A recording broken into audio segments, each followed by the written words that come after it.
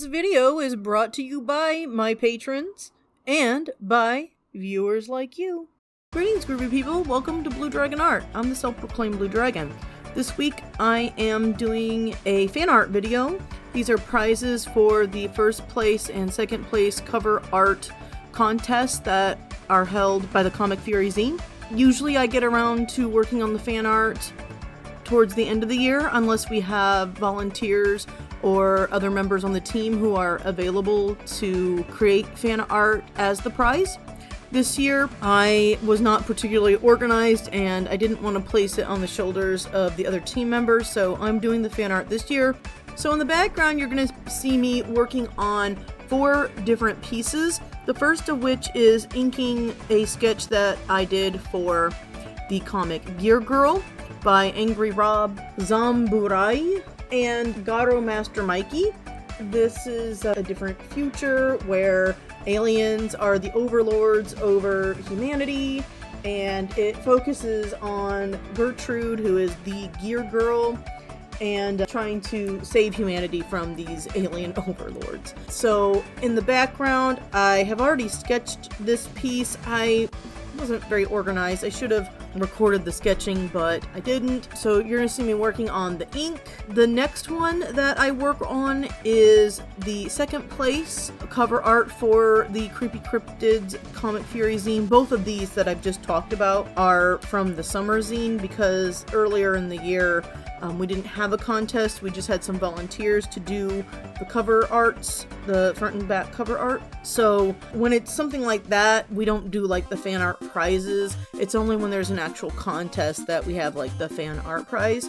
And so the second place for this past summer's Creepy Cryptids was Snarkclaw. And so I decided to do a piece from her comic Sharpclaw. It's a really cute comic. I'll give you a little bit of background on it. It is a fantasy setting with 2 sisters that are magical. This is like a furry fairy tale, and there are like a lot of references to Snow White, Little Red Riding Hood, Rapunzel, Cinderella, Rumpelstiltskin, etc. It's set in a fairy tale world following these sisters, and they are magical characters. They are trying to learn how to control their powers.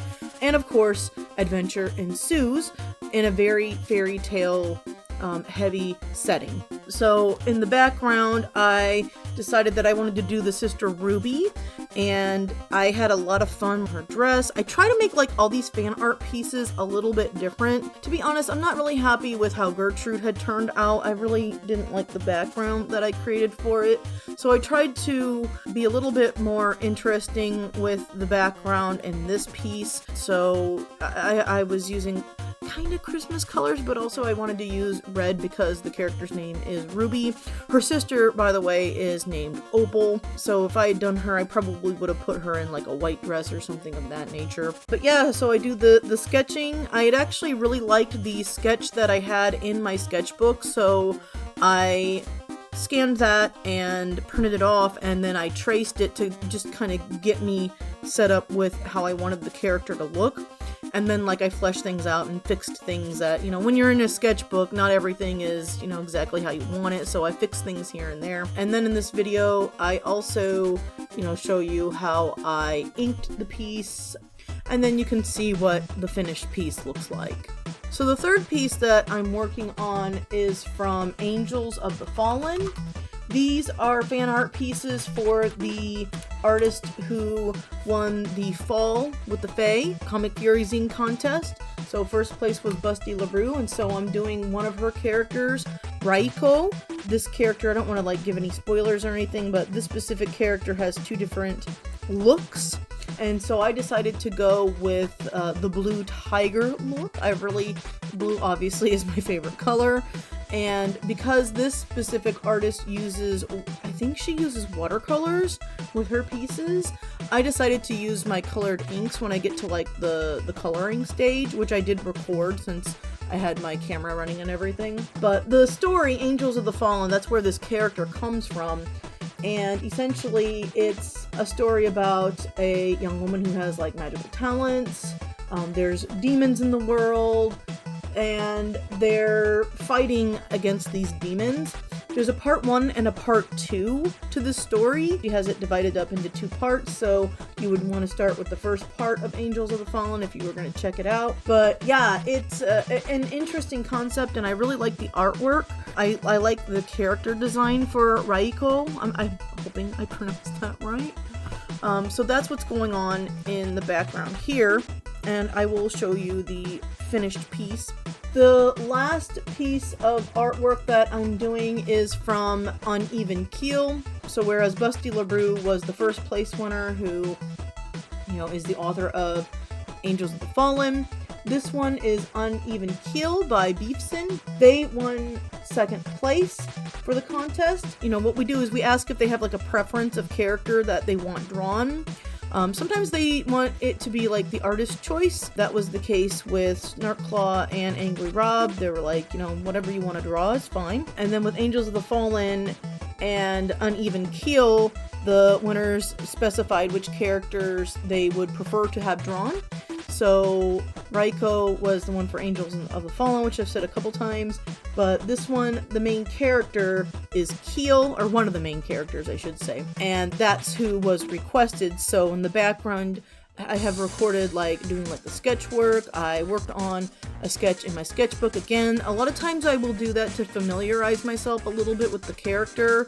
Sometimes I like the sketch so much, as was the case with Ruby, that I will just, use that as my base. Other times I'm just kind of warming up and getting familiar with the character, and then I'll go and, start fresh, start from scratch whenever I sit down to do the actual piece. Keel is the character that I'm working on in the background. A little bit about Uneven Keel. I'm trying to paraphrase from these people's descriptions of their comics. If I sound like I'm reading it a little bit, that's probably why.